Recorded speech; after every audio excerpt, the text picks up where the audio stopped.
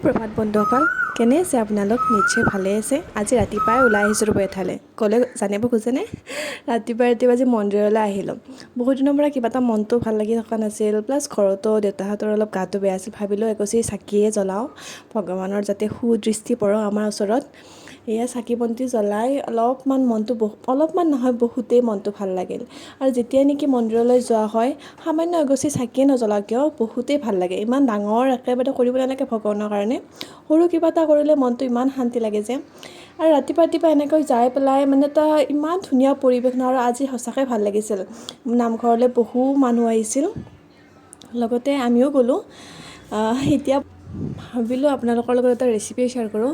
দেউতাৰ গাটো যিহেতু বেয়া আছিল, তো মা ওচৰৰে ঘৰৰ পৰা এযোৰ পাৰ আনিছিল, তো তাকেই আজি অলপ বনাই লৈ একদম চিম্পল, একো বিশেষ মছলা গৰম মছলাটো ইউজ কৰাই নাই, কাৰণ গাটো যিহেতু বেয়া দেউতাৰ, অলপমান দুৰ্বল হৈ আছে। ভাবিলোঁ অলপ লোকেল কিবা এটা বস্তু খালে যাতে অলপ ভাল পায়, শক্তি পায়, তাৰ কাৰণে বনালোঁ। এয়া জাষ্ট মই তেজপাত আৰু ইয়াত জলকীয়া দিছোঁ, শুকান জলকীয়া, আৰু পিঁয়াজ অলপ দি লৈছোঁ। তাৰপিছত পিঁয়াজখিনিত অলপমান নিমখ দি ল'ব, যাতে পিঁয়াজখিনি অলপমান আগতীয়াকৈ সিজি যায়। মই আজি মানে অলপমান সামান্য আদা আৰু নহৰু পিচি লৈছোঁ পটাতকৈ।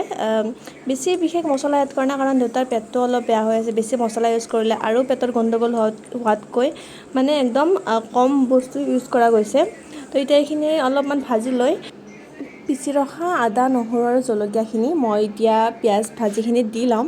তাৰপিছত সামান্য পৰিমাণে অলপমান লৰাই থাকিম। তাৰপিছত মাংসখিনি এই ভাজি লোৱা পিঁয়াজ আদা নহৰুৰ ওপৰত দি ল'ম।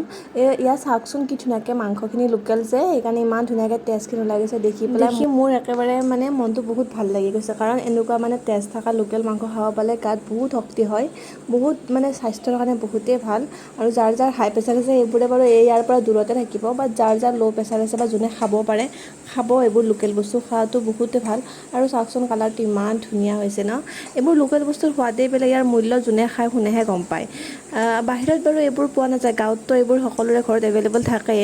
তো যাৰ ঘৰত নাথাকে কিনি হ'লেও যাতে খায়, আৰু যাতে নিজৰ দেহত লাগে। এতিয়া মই অলপমান হালধি দি দিম, তাৰপিছত অলপমান জিৰা গুড়ি ধনিয়া গুড়ি দি দিম।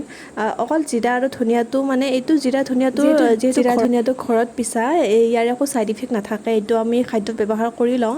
বজাৰৰ পৰা অনাটোত কেতিয়াবা কিছুমান গুড়ি পোৱা যায়, যিটোৱে অলপমান ক্ষতি কৰে মানুহক খাওঁতে, আঞ্জাত দিওঁতে। এতিয়া মই আলু আৰু এই লাষ্টত অলপমান মাজতে মই কি কৰোঁ, মই আদা নহৰুখিনি প্ৰথমতে অলপ দি লওঁ আৰু শেষত অলপমান দি লওঁ, যাতে স্মেলটো মই সেইটো সেনেকৈ দিলে বেছি ভাল হয়। কিছুমানে আগতীয়াকৈ দি লয় বা কিছুমানে লাষ্টত দিয়ে, সকলোৰে ৰন্ধা কিটিপ বেলেগ বেলেগ থাকে। মই বাৰু এনেকৈ দিওঁ। এতিয়া অলপ ভাজি লোৱাৰ পিছত সামান্য গৰম পানী মই ইউজ কৰিছোঁ। এনেকৈ গৰম জোলত মানে গৰম পানী ইউজ কৰাটোৱে ভাল, ঠাণ্ডা পানী ইউজ কৰিব নালাগে, সেৰেকা হৈ যায় চব্জিখন। তো এতিয়া মই কি কৰিলোঁ, অলপ গৰম পানী ইউজ কৰাৰ পিছত এয়া চাওকচোন কি ধুনীয়াকৈ তেলবোৰ ফুটি উঠিছে। মানে যদি সেই পাৰযোৰ শুকাই গ'ল হয়, বজাৰৰ পৰা আনিলে হয়, ইমান তেল নুঠিল হয়। যিহেতু ঘৰৰ লোকেল পাৰ, সেইকাৰণে চাওকচোন কি ধুনীয়াকৈ তেল উঠিছে। কিন্তু খাবলৈ আজি কিন্তু পিছে বহুতেই টেষ্টি হৈছিল। মই লাঞ্চত আজি মানে পাৰ মাংসই বনালোঁ।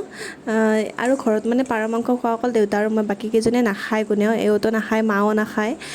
সিহঁতৰ অলপমান বিপিটো হাই আছে। আৰু এয়া মই মাজে মাজে অলপমান প্ৰটিনৰ কাৰণে কল বুট এইবোৰ খালোঁ। মায়ে মাজে মাজে কিবা কিবি দিয়ে থাকে। আৰু আনফালে মই চচপেনত অলপ গৰম পানী হ'বলৈ দিছোঁ।